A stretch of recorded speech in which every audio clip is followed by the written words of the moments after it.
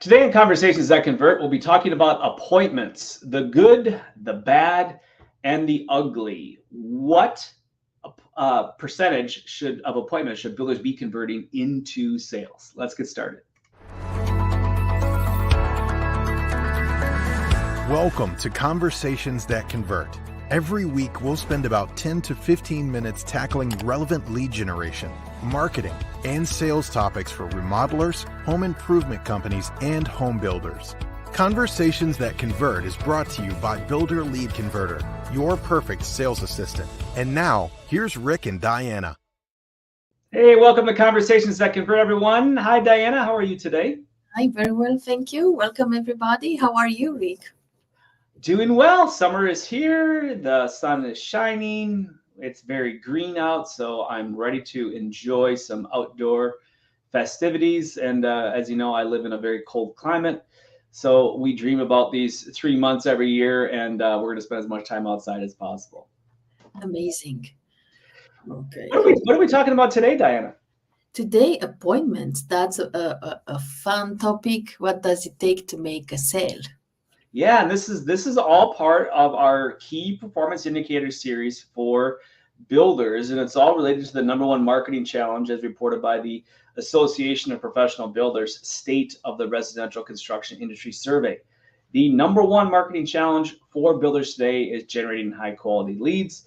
And of course, the second biggest marketing challenge for builders is generating enough leads. So this is all about, when you generate that lead and you get to that appointment, what should you be converting into sales? So this is part 4 of this series. We call it the good, the bad, and the ugly, what builders should be converting. And I admitted to Diana before we started the show, I'm a bit of a geek when it comes to this stuff. I love understanding metrics and knowing how many leads I need to generate in order to fulfill my pipeline. And so I can properly set marketing and also look at return on investment. So we're going to walk through the numbers, and then we will give you some caveats here to take away, because obviously these are averages. It will change based on a few things, such as the lead source, such as the type of service that you are selling. Higher end services are going to convert at about this rate that we're going to show you. If you're doing lower end services, such as we have a builder that just sells bathrooms in the South Carolina area, they're going to convert at a higher clip than this because it's a lower price point. So keep that in mind as you go forward. Obviously, if you're a home builder, you can be limited to by availability of land. So again, this is just assuming that you're a home builder, you have land available. If you're a remodeler, that you're properly positioned in the marketplace. And this is what you can expect as you generate a lead to getting them all the way to a contract.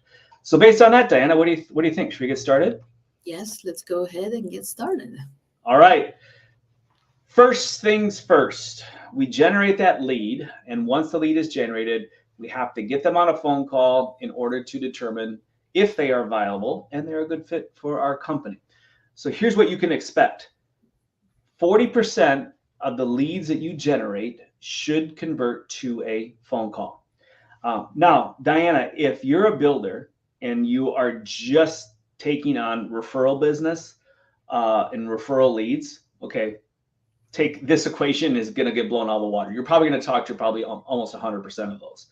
But if you are a builder that is considering embarking on a marketing program, or you want to open up different funnels for getting new opportunities, this is a number we typically look at. It's at about 4 out of 10 will book an appointment. Now, I have seen it higher than that. All depends on the lead source. Any thoughts, Diana? Yeah, so that's interesting. So first you get them on the phone, and then you move them forward to see if they are qualified. Yeah, so the mistake that a lot of builders make is they go to the site visit too quickly, and then they end up with an unqualified lead. So we always recommend, before you do anything where you're going to get in your car and drive someplace or invite them to come into your office, is that you have a phone call. Won't take more than 10 minutes. Just go through the 7 basic areas of qualifying. I call it needs analysis, to determine, #1, if they're a right fit for you, and #2, if you are the right fit for them. So that's that initial qualifying. Secondly, we're going to look at Once you have that phone appointment, what percentage of those calls will actually go to a face-to-face meeting? So if you're a remodeler, you're typically going to go do a site visit at their home. If you're a home builder, oftentimes you'll be inviting them into your office. So we find that for about every 10 phone calls, approximately 3 will go to a face-to-face meeting. That means that, yes, you are disqualifying or postponing about 7 out of every 10 phone calls. Now, again, depending on the lead source, this can be higher. But if your leads are coming from a combination of referral, inbound organic traffic, and or some sort of paid advertising where you have lots of opportunities coming in, you can expect that roughly 3 out of 10 will go to a face-to-face meeting, either at their home or in your office, because they, in your determination, are a qualified lead. Any thoughts here, Diana? So it seems that when you're disappointed that you don't close the deals, to go back to the leads and generate more leads, and then make sure they're qualified so you can meet with face to face. And I'm curious what's next. So if you have 3 meetings face to face, I'm curious what's the conversion rate. Yeah, exactly. So, if your rates are below this, it really comes down to, you need to look at your lead sources. You probably have a very high percentage of your leads that are coming from paid advertising. So whether it's you're producing Google ads or say Facebook or Instagram ads, or perhaps you're buying leads through a lead service like an Angie, as an example, those are going to convert much, much lower. It's a very low quality lead. So next, face-to-face meeting. So now they've come into your office and or you've gone to their job site, and we're going to call this the feasibility agreement stage. This is where you are taking that initial maybe budget range that you discussed over the phone, and you're going to narrow this down by hopefully about up to 50%.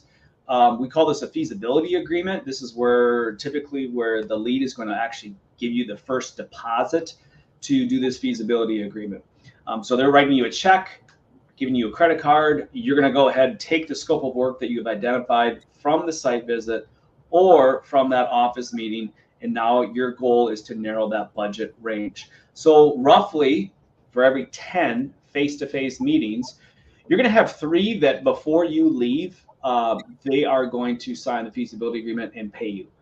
So 3 to 10. Now, it's not to say you won't recapture some of these in the future, but as of right now, usually is the first step.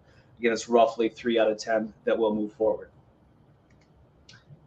So now, step number 4, you have the feasibility agreement. You've presented the results of that, and you are moving into what we call the PSA, or professional services agreement. Some builders call it a pre-construction agreement.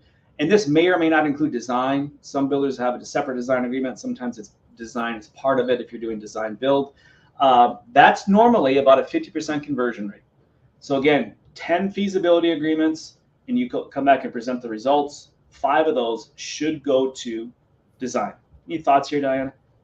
Yeah, so that's interesting. So if you just stick to the number, I think you can have great results, and maybe even greater, because we can, I don't know, we can, if we're very good, and then we can have more sales than the statistics, right? Yeah, here's what I found, and I tested this back when I was selling. I started selling in the 90s. Okay, so don't call me old, but I'm ancient. And I would always track, again, once I got somebody to this stage. So another way we used to identify them as ready, willing, and able. So from a sales perspective, right, they are a live buyer. So ready, willing, and able, I'm talking to them. We're presenting some sort of a budget to them to get started.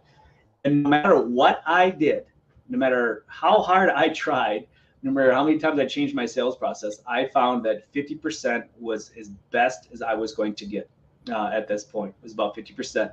Now, the key at this stage is that the initial budget that you talked about on the phone, that when you come back and you provide the results of the feasibility study, it needs to fall within the initial budget.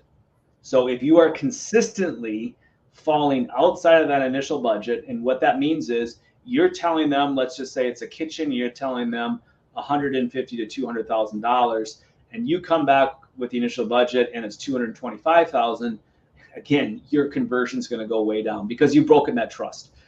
So you have to be very, very diligent in making sure that initial budget is going to encompass whatever you come back with from the feasibility agreement. So again, 5 out of 10 of these that you have should go to a professional services agreement or a design, and that usually means it's a much larger deposit. And at this point, it's really your buyer to lose. Which moves us to, drum roll please, Ta-da-da-dum. Once somebody signs that professional services agreement or gives you that design deposit, what percentage of those should go to a contract? And that number is 90%. Very, very high conversion rate. So what happens is we start around 40%, we dip down to 30%, we come back up to 90% as we go through this design process for these appointments. And so Diana, what do you think? Should we look at it from a number standpoint? Like how many, if we have 100 leads, how many of those will actually turn into a buyer? Yeah, I think it's more concrete, and I'm looking forward to see some numbers. All right. So here's where we start. We get 100 new leads. That will equate to about 40 phone appointments booked. So about 40 phone appointments booked. So we have some clients and they're producing consistently month in and month out 100 leads. So that's approximately what they're talking to as far as phone appointments. Now, here's what you have to keep in mind though. Once somebody books a phone appointment, it doesn't necessarily mean that they will show up for it. So what we find is that show rate for a phone appointment is typically 80 to 90%. So if you book 40 appointments, you're going to have about 32 to 36 that will show up. So that is something you have to factor in your numbers as we're doing here. Now from that, you should get 10 to 12 face-to-face meetings. Again, that's looking at that 30% conversion rate. You have 32 to 36 phone appointments. That's going to equate to 10 to 12 face-to-face meetings. So you have the office meeting, you go and do the site visit. Lo and behold, you're going to end up with somewhere between 3 to 4 feasibility agreements. Now, of those 3 to 4 feasibility agreements, 50% of those should convert into a design agreement or a professional services agreement. Okay, so that's going to give you 1.5 to 2 PSA or design agreements out of the 100 leads. Now, remember, our conversion rate here was 90%. So what can we expect for every 100 leads? That we would have somewhere around 1.35 to 1.8 sales. And now that's what the ratio here we would use is that a new lead to sale should be roughly 1.5%. Again, just as an asterisk here next to that, the asterisk is it depends on your lead source. It depends on the services and the price point of those services that you are offering. So this can be much higher than that, depending on, again, your services and also your demographics that you're targeting. It can be even lower than that if you have ultra high-end services. So 1.5%. So Diana, any final thoughts here? Yeah, now if you look at the numbers, you realize that you really need to just fill those numbers with names so that you can really do the work. So no matter what's going on and how huge and how successful you are, just go and do the numbers all the time. And we see a lot of builders will build their business based on referrals. Yeah. And so it's like, say, if all of your leads are coming from referrals, so number one, your new lead to probably phone appointment conversion percentage is probably 100%. Now, going from there, from phone to say a site visit, you may, instead of having a 30% conversion rate, it might be closer to 60%, maybe even higher than that, 65% conversion rate. And so again, the lead source is really going to dictate. But here's the interesting thought is that I was talking to a builder the other day who had built a business up, as a lot of builders do, to that, $1, $2, $3 million mark in annual revenue. And it's been completely on referrals. But the problem you're going to find is that you are going to hit a ceiling. Even though the conversion rates are very high, you will hit a ceiling. You cannot scale a business based on referral leads only. So what happens is now you have to bring in other client acquisition funnels in order to scale that business. And so that's just going to be maybe expanding your current referrals, focusing on inbound organic traffic. It might be expanding into B2B referrals versus just B2C, and then ultimately getting into paid ads. So when you mix all those together, this is what you can expect. Now, the other part of this asterisk is this. If 98 of your 100 leads do not convert to a sale right away, you can go back and you can nurture that database, focusing on building trust and value, staying top of mind over time. And these aging and cold leads, you can re-engage them and you can reactivate them. So you can go back and you can pick up sales from your aging leads and not just new sales coming in. So as an example here, we're showing about 1.5 out of every 100 leads from a new sales standpoint will buy. But now if I go back and I'm working my database too, my database, oftentimes I can generate an even higher percentage of sales from there, because over time I am building value, building trust. I'm establishing myself as the local expert, and I'm staying top of mind with that lead. So when they are ready to go, I've had a relationship now with them for months and sometimes years, whereas that new lead, might just be hearing about me for the first time. So I can generate and reactivate a lot of business out of my database that I'm not going to get right away. So that's a big mistake a lot of builders make, is they don't properly work their database to pull those additional sales. And that's what's going to push you from, say, having a good year to a great year, or having a great year to a phenomenal year, and also allow you to focus on your margins, and so you can say no to the wrong opportunities because you're saying yes to the right ones. Final thoughts, Diana? Yeah, still to just do the numbers. That's hard work. So just do the hard work. Yeah, you're right. It's a grind. But if you understand your numbers, you take the emotion out of it, because you are going to have those people that you have that great meeting with, and it's a great project and it fits your production schedule perfectly, and something's going to go off the rails. It always happens, right? The one you thought you were going to get, you're not going to get. It happens all the time. And so that's really an emotional letdown. So if you're just focusing on the numbers, you understand that when somebody says no, it means that the next one most likely is going to say yes, because you need to have those no's in front of you in order to get to that yes. So, it's such a valuable mindset that you have to learn as a salesperson. Understand your numbers, take the emotion out of it.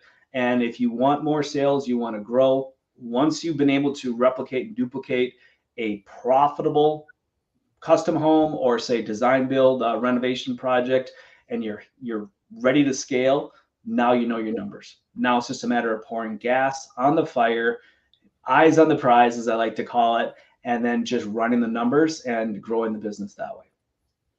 Make sense? Yes, total sense.